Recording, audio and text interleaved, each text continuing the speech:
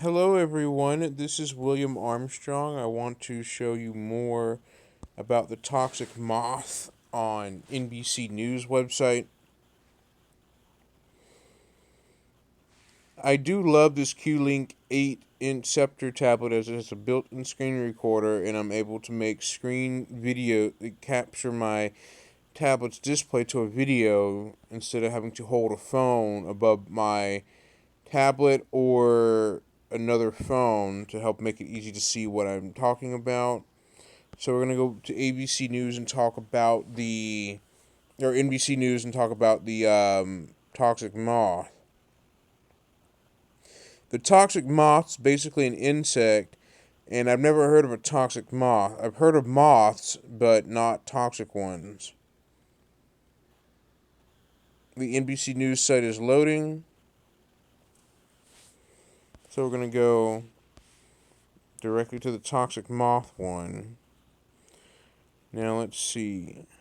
As soon as it loads.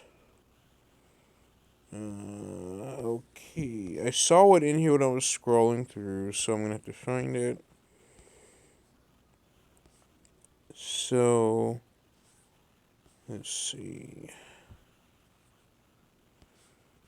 Let's see here. There is a toxic moth that was something that I saw.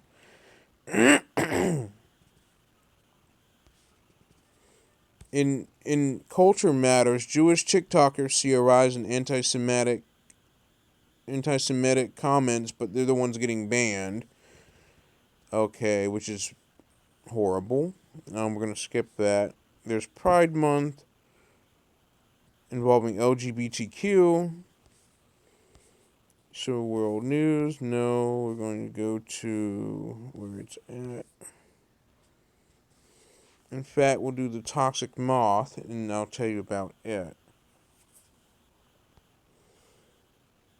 Hang on.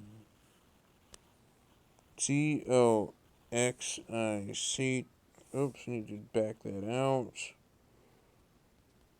This particular version of Opera browser is Chromium based, not using a Presto Mini engine on a remote rendering server. Toxic moth.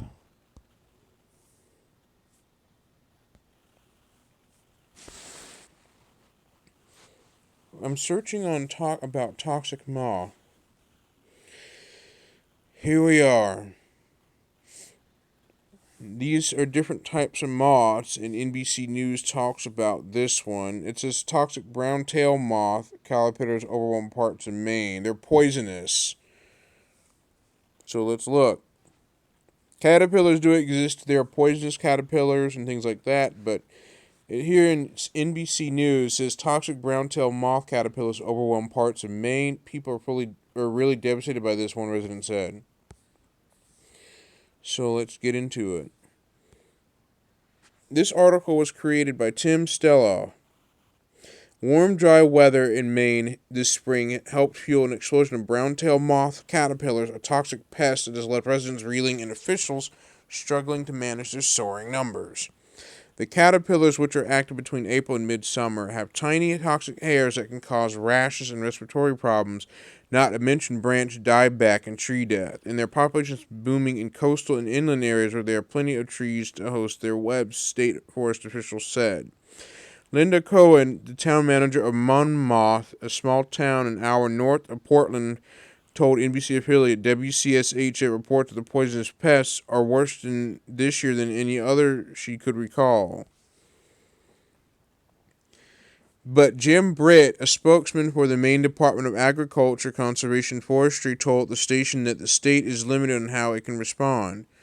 Mass spraying, he said, is not feasible for a long list of reasons, such as budget concerns, society's feelings towards pesticides, and the sheer number of acres that we would need to try to spray.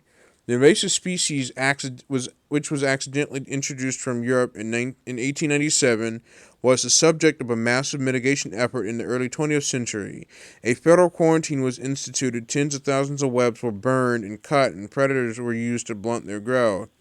But the state has seen consistently rising population numbers since 2015 in recent surveys found the caterpillar in 16 counties, WCSH reported. Bob Carr, whose Monmouth cabin was covered in the tiny pest this year, told WCSH that some of his trees had been stripped of their leaves. He and his partner used an industrial vacuum and soap and water to clear them from the roof and other surfaces. People are really devastated by this, he said. Basically, the moths are hazardous to humans. Basically, they can cause respiratory problems and rash. That can cause rashes and respiratory issues. So basically, they're toxic. So let me go back to it. Directly to toxic moth. Okay. Here's the scientific name that I'm going to have trouble trying to pronounce. It's called Agonopteryx emerana. The hemlock moth Agonopteryx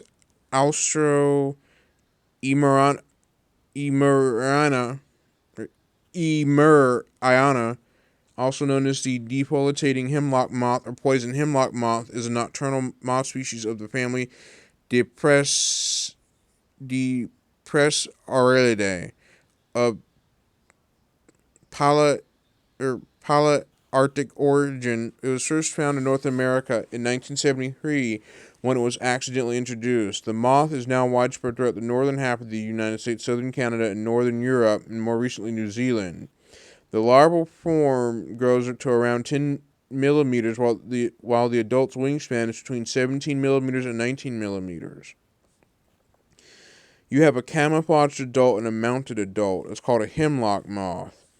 This particular type of moth is basically a menacing pest.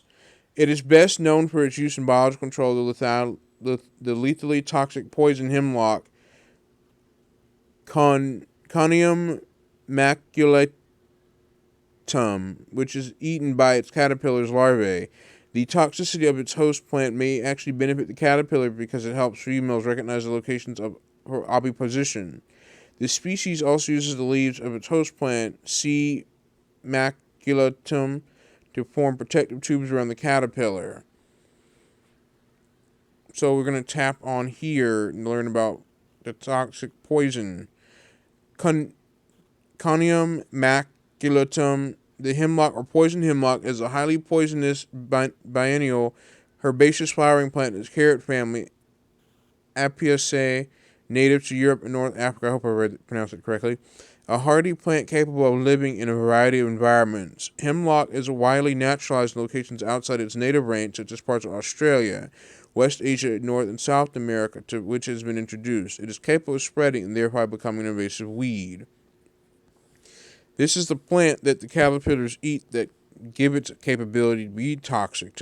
Basically, the caterpillar eats the leaves and gets the toxic poison. All parts of the plant are toxic, especially the seeds and roots, and especially when ingested. Under the right conditions, the plant grows quite rapidly during the growing season and can reach heights of 8 feet, 2.4 meters, with a long penetrating root.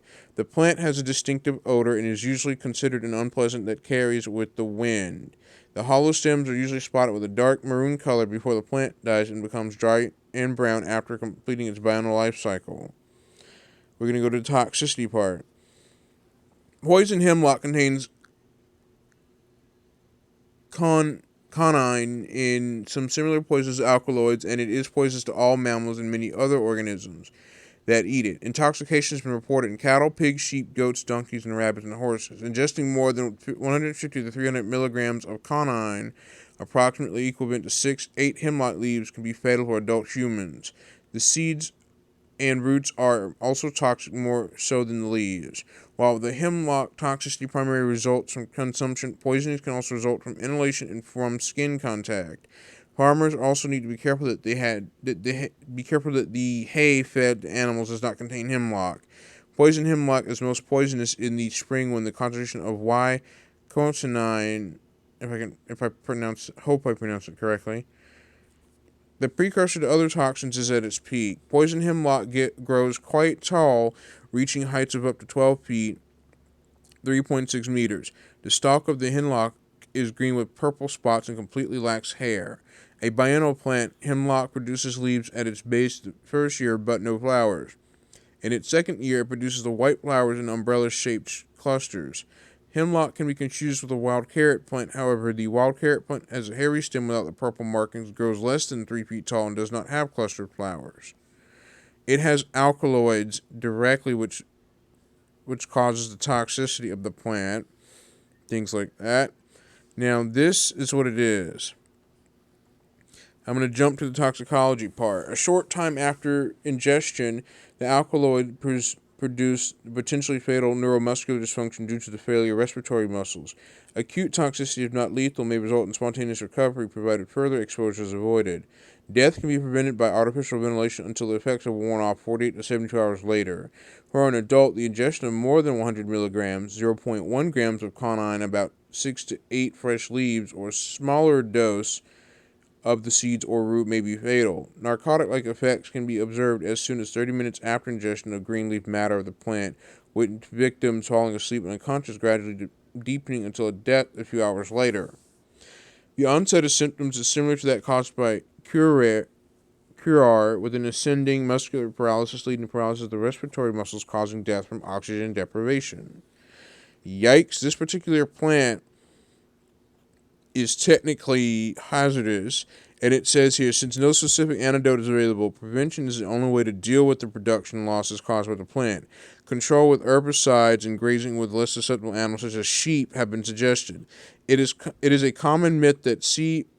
maculatum alkaloids can enter the human food via milk and fowl, and scientific studies have disproven these claims. That's basically what this plant is, and it has a toxic compound that can harm humans and animals alike. Quinine is a chemical compound known as an alkaloid from the poison hemlock plant. That's basically what this is. I'm using the dark mode on Android 11 because it's like 1:01 in the morning in my tablet, and most Android devices can adapt to dark mode based on time and day and location with your GPS location. So it is directly in dark mode, which is why you're seeing it, but I'm reading it out. So that's basically the plant and the toxic insect that is known to be hazardous with the hairs that can harm humans. That's basically what it is. There are family of moths right here. Things like that. Now, moths are something you can commonly see. In reality, they are. Moths are attracted to light. Well, there are some moths that do tend to fly toward light. They basically are light attractive. There are assorted moths in the University of Texas insect collection that are addicted to light. Moths frequently appear to circle in artificial lights, although the reason for this behavior, positive photoaxis, is currently unknown. One hypothesis is called celestial or transverse orientation. By maintaining a consistent angular relationship to a bright celestial light, such as the moon, they can fly in a straight line. Celestial objects are so far away that even after traveling great distances, the change in angle between the moth and the light source is negligible. Further, the moon will always be in the upper part of the visual field or on a horizon. When a moth encounters a much closer artificial light and uses it for navigation, the angle changes noticeably after only a short distance, in addition to being often below the horizon. The moth instinctively attempts to correct by turning toward the light and thereby causing airborne moths to come plummeting downward, resulting in a spiral flight path that gets closer and closer to the light source. Studies have found that light pollution caused by increasing use of artificial lights has either led to a severe decline in moth population in some parts of the world, or has severely disrupted nocturnal pollination. Yeah, these are the different types of moths you can see. If you have a fear of insects, then my video here may not be for you. But there are different kinds of moths that are automatically attracted to light. They have light attractions in them. So basically, that's what the whole video is about. And this is William Armstrong, and I will see you next time. Bye-bye.